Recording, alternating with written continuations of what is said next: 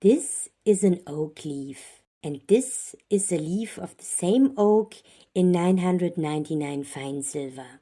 As a biologist, I don't just see a leaf. I see efficient photosynthesis, vascular tissue, and complex physiological processes. As a soul, I see a tree friend with a strong yet calming frequency who is breathing with us.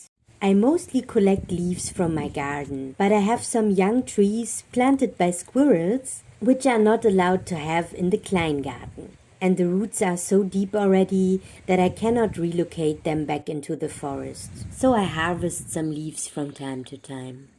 When I pick a leaf in the forest, I make molds of it that I don't have to take one again. I thank the tree and I bring it organic fertilizer the next time. Only take what you really need. Be thankful and give back some love. Today I'll be making oak earrings in fine silver. I'll show you the transformation. Let's get into it. Oak trees were sacred to the Indo-European cultures. They were the world tree of the ancient Germanic tribes, and it was also under oaks where the ting took place. Here justice was administered, and people realigned themselves with the divine principles. In all cultures familiar with oak trees, these trees were dedicated to the gods of thunder and lightning. In the Germanic tribes, for example, Dona and Thor.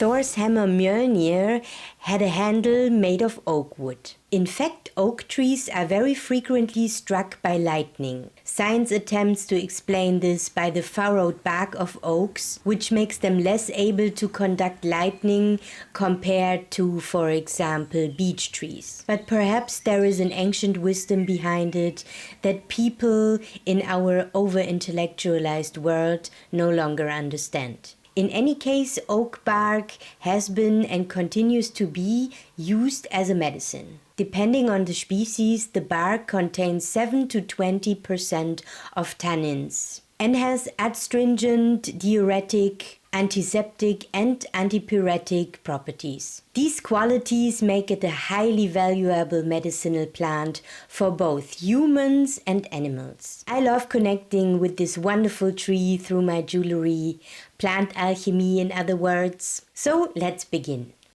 Silver clay, microscopic metal particles in an organic binder. Roll it out to 1.5 mm thickness. If it's too thin, the oak ribs will punch through. Then place the leaves on the clay and carefully roll over it. Leaves with the underside down, that's where the stomata are, the breathing pores and the deep veins. Then cut out the leaf with a needle or whatever your favorite cutting tool is. Now the clay needs to dry. I leave the leaf on it, that prevents warping and protects the imprint. By the way, tiny leaves of maple also look wonderful. You can leave the leaf on, but I peel it off a bit to show you the imprint. Look at that. That's the vascular tissue of an oak, directly in silver clay. Now we need to refine our pieces. Clean the edges and the back with sanding paper. I use Grit 800. Be very careful because the greenware is very delicate and can break easily. After the first sanding, I smooth out the edges and the back with the damp paintbrush and let it dry again.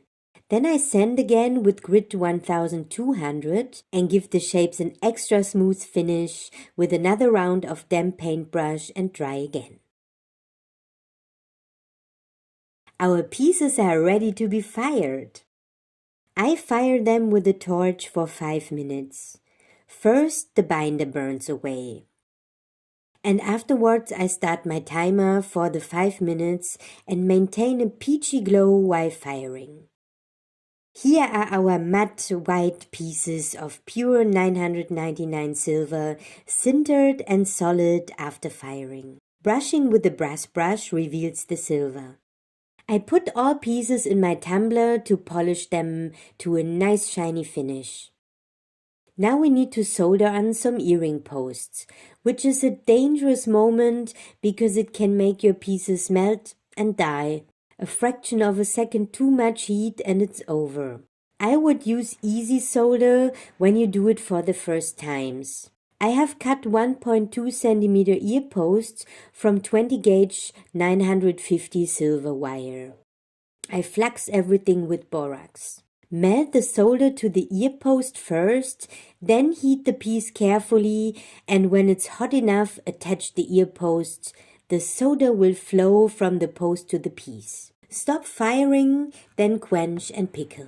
It's nearly done. We give it one more polish in the tumbler for a lovely shine, and the plant alchemy is complete. Oak in silver and a real leaf. A lovely eternal imprint, same veins, same frequency. And here maple, once in silver, once in copper.